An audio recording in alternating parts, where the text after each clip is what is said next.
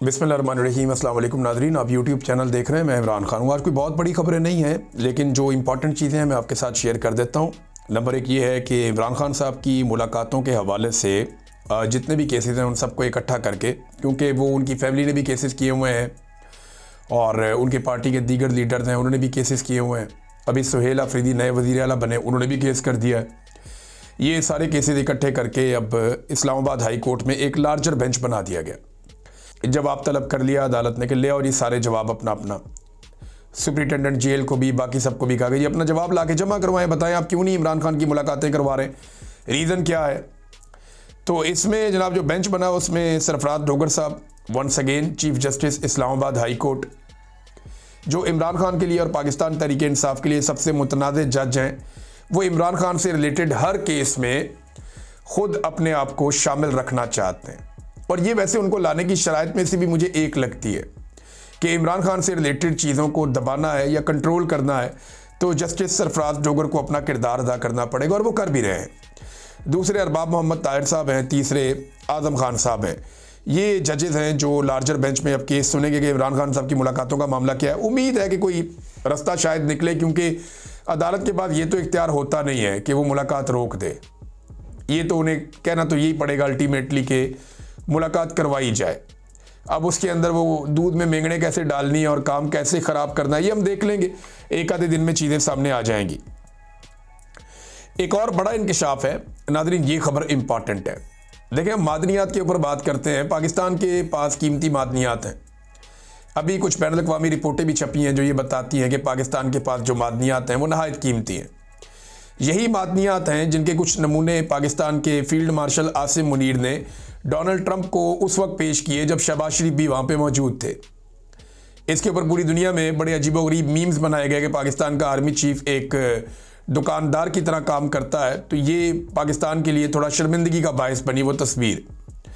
लेकिन बाद में ये बताया गया कि ये आर्मी चीफ ने ख़रीद कर डोनाल्ड ट्रंप को दिए और ये मादनियात के नमूने हैं। तो ये एक तरह का ऐसा है कि पाकिस्तान के पास बेहतरीन मादनियात हैं तो अमेरिका को उसमें दिलचस्पी लेनी चाहिए। अब इन मादनियात के अंदर अमेरिका समेत दुनिया के कई बड़े जो स्टेक होल्डर्स हैं उनको दिलचस्पी है। चाइना को बड़ी दिलचस्पी है, उसने पाकिस्तान में बहुत पैसे लगाए और जब वो पैसे लगा रहे थे, लेकिन जब भी कोई आपको कर्जा देता है तो वो ये देखता है कि मैं इसको कर्जा तो दे रहा हूँ, क्या ये वापस कर सकता है।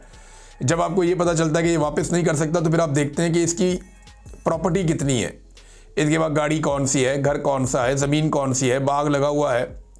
तो फिर आप हिसाब लगा लेते हैं कि अगर ये मेरे पैसे वापस नहीं दे पाएगा तो ये चीज़ें तो मुझे दे देगा, कम से कम मेरा नुकसान आराम से पूरा हो जाएगा। तो चाइना ने पाकिस्तान को बहुत पैसा दिया और चाइना परवेज़ मुशर्रफ के दौर में सर्वेस कर चुका था कि पाकिस्तान में कहाँ कहाँ पे कौन कौन सी मादनियात मौजूद हैं।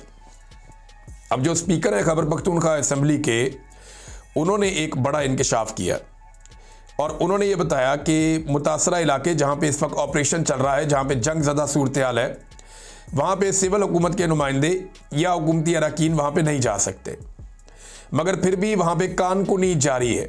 यानी मादनियात निकालने का सिलसिला उन इलाकों में जारी है जहाँ पे सिविलियन फटक नहीं सकते, जहाँ पे जो मौजूदा हुकूमत है खैबर पख्तूनख्वा की, उनके नुमाइंदे नहीं जा सकते कि जनाब आपकी जान जा सकती है। तो सिविल हुकूमत के नुमाइंदे वहाँ नहीं जा सकते, लेकिन वहाँ पे कानकुनी की जा रही है, मादनियात निकाली जा रही हैं लगातार। और इस पे उन्होंने एक और जुमला कहा कि कीमती मादनियात के दर्जनों ट्रक रोज़ाना वहाँ से निकल जाते हैं, कोई एक दो ट्रक नहीं। वो कह रहे हैं कीमती मादनियात के दर्जनों ट्रक रोज़ाना उन इलाकों से निकल कर जा रहे हैं, उन्हें तो कुछ नहीं हो रहा। अब उस पर उन्होंने कहा ये एक्शन लिया जाएगा। स्पीकर के मुताबिक आईजी को वो बुलाएंगे और कोर कमांडर को बुलाएंगे और इसके ऊपर ब्रीफिंग लेंगे कि जनाब ये मादनियात कैसे निकल रही हैं वहाँ से। और मादनियात निकालने के ऊपर खैबर पख्तूनख्वा की हुकूमत को एक पॉलिसी बनानी चाहिए, सारी चीज़ों को रिव्यू करना चाहिए कि मादनियात कौन सी निकल रही हैं, किस ठेके के तहत निकल रही हैं, किस कानून के तहत निकल रही हैं और किसको जा रही हैं, और उसमें खैबर पख्तूनख्वा को या वहाँ के जो मकामी अफराद हैं उनको क्या हिस्सा मिल रहा है। कुछ अर्सा पहले DGISPR का एक स्टेटमेंट बड़ा मुतनाज़ हो गया था जिसमें उन्होंने फरमाया था कि ये मादनियात कहते हैं हमारी हैं, तो क्या ये अपने जहेज़ में लेकर आए थे, यानी इनकी माओं के जहेज़ों में तो नहीं आई। ये इस तरह से बात की थी DGISPR का ये कहना था कि मादनियात किसी के जहेज़ भी नहीं आई हुई, ये पाकिस्तान की हैं। लेकिन अगर पाकिस्तान की हैं तो पाकिस्तान कौन है? पाकिस्तान के अवाम ही पाकिस्तान है।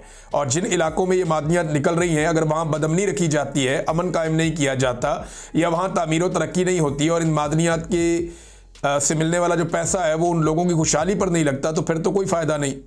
अब स्पीकर ने कहा जी इसके ऊपर अब इंक्वायरी करेंगे, कमेटी बनी हुई थी, लेकिन ये वज़ीर आला की तब्दीली का मामला आ गया, लिहाजा अब कमेटी दोबारा से अपना काम करेगी। नाज़रीन, एक और ख़बर है मेरे पास। ये खबर मैंने पढ़ी, मुझे बहुत अजीब लगा, मुझे दुख भी हुआ। ये माजिद निज़ामी साहब की खबर है, उन्होंने ये दी थी और बड़े अच्छे जर्नलिस्ट हैं वो। चंद दिन पहले उन्होंने ये खबर दी थी, 16 अक्टूबर के अखबार में ये खबर छपी हुई थी। अब हुआ ये था कि एक फ़ौजी ऑफिसर है वो शहीद हो गए।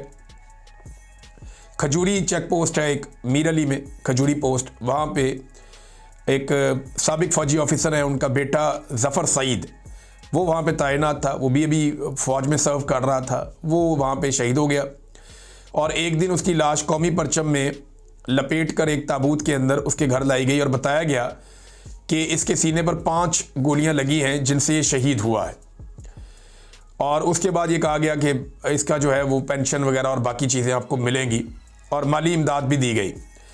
लेकिन जब बेटे की जो बेवा है उन्होंने और जो फैमिली के लोग हैं उन्होंने पेंशन के लिए रब्ता किया इदारे से, तो उन्हें ये बताया गया जी इसने तो ख़ुदकुशी की है। अब ये एक बड़ी अजीबोगरीब बात है कि 2 मरतबा माली इमदाद मिल गई, लेकिन जब शहीद की वालदा और बेवा पेंशन के लिए गई तो उन्हें कह दिया गया कि उसने खुदकुशी की है। अब मुझे समझ नहीं आ रही कि ये कैसे हो सकता है कि एक आदमी अपने सीने में 5 गोलियां मार के खुदकुशी कर ले। मेरे जहन में जो सादा सवाल आता है वो ये आता है, खुदकुशी तो अगर किसी ने गन से करनी है तो पिस्टल सर में रख के मार लेते हैं गोली, या नीचे रख के मार लेते हैं गोली। मैंने तो ये देखा है और केसेस में भी ये देखा है कि या तो लोग नीचे से मार लेते हैं या सर में मार देते हैं नॉर्मली गोली, और वो खुदकुशी हो जाती है। सीने के अंदर 5 गोलियां कोई आदमी कैसे मार सकता है खुदकुशी में? यानी एक गोली मारेगा तो उसके बाद तो उसकी हिम्मत नहीं होती दूसरी गोली चलाने की, लेकिन वो कहते हैं जी अपने सीने में 5 गोलियां इसने मार के खुदकुशी की है। ये बड़ी अजीब खुदकुशी की कहानी है जो अब सामने आई है। मेरे ख्याल में इस पर आर्मी चीफ को नोटिस लेना चाहिए और जो मिलिट्री क़यादत है उन्हें नोटिस लेना चाहिए, कोर कमांडर को वहाँ पे नोटिस लेना चाहिए और इस केस को दर्द दिल के साथ देखना चाहिए। अगर तो ये नौजवान शहीद हुआ है तो वो हक़ाइक़ सामने रखे जाएँ, और अगर कोई और वाक़या है तो फिर पूरी बात बताई जाए कि गोली कहाँ लगी और क्या हुआ। इस तरह की चीज़ों से कि पहले आप कौमी परचम में लपेट कर ले आएँ और इमदाद भी करें और वहाँ पे अफसोस भी करें और शहीद का दर्जा दें, और बाद में आप कहें ये खुदकुशी थी, तो इससे बददिली पैदा होती है ना सिर्फ नौजवानों में बल्कि उनकी फैमिलीज़ के अंदर भी। लिहाजा इस मामले को दर्द दिल के साथ देखा जाना चाहिए, ये अफसोसनाक है।